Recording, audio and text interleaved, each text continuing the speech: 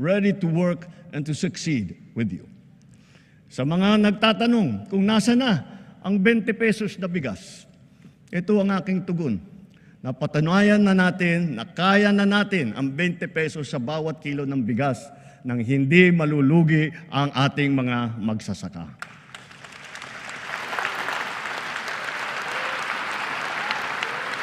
Kamakailan naman ay matagumpay nating nailunsad ito sa Luzon, Visayas at Mindanao, kagaya sa San Juan, Pangasinan, Cavite, Occidental Mindoro, sa Cebu, sa Bacolod, sa Guimaras, Siquijor, Davao del Sur.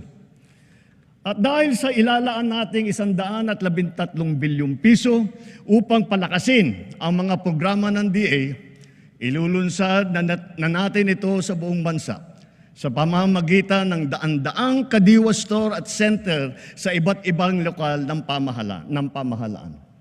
Binabalaan ko ang mga trader na magtatangkang magmanipula ng presyo ng palay o ng bigas o manloloko ng mga magsasaka. Hahabulin namin kayo dahil ang trato namin sa inyong ginagawa ay tinuturing naming economic sabotage.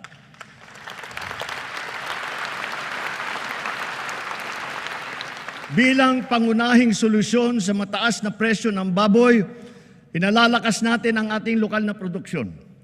Namimigay tayo ng mga biik at inahin. Nagpapatayo din tayo ng mga biosecured facilities upang lubos na pababain ang presyo ng karne. Nagsimula ng magbakuna labang sa ASF at palalawigin pa natin ito ng pagbabakuna sa lahat. Pinataas natin ang produksyon ng palay, mais, pinya, saging, mangga, kape, kakao, kalamansi, tubo, sibuyas, bawang at iba pang mga agricultural products. Mula nagsimula itong administrasyon, mahigit 8.5 milyon magsasaka at mangingisda ang nakatanggap ng tulong. Lalo pa natin paiigtingin ang mga programa ng pamahalaan para mas marami pa ang matutulungan. Libo-libong kilometro ng farm-to-market road na ang ginawa na at libo-libong kilometro pa ang pinapasinayaan.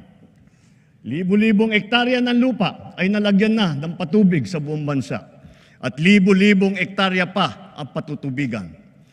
Libo-libo ring makinarya at pasilidad ang ating binuksan at pinamigay para sa mga magsasaka at mangingisda. Marami po tayong ipapatayo na rice processing system.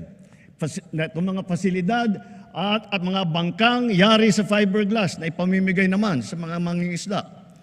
Lahat ng ito ay sumusuporta sa kanila mula paghahanda, sa pagpunla, pag-ani, pagbiyahe hanggang sa pagbenta. Milyong-milyong Pilipino ang umaasa sa puno ng niyog bilang pangunahing kabuhayan. Mula ngayong taon, hindi bababa sa 15 milyong hybrid at mataas na klaseng mga binhi ng niyog ang ating itatanim sa iba't ibang panig ng Pilipinas. At itutuloy natin ito hanggang 100 milyong puno na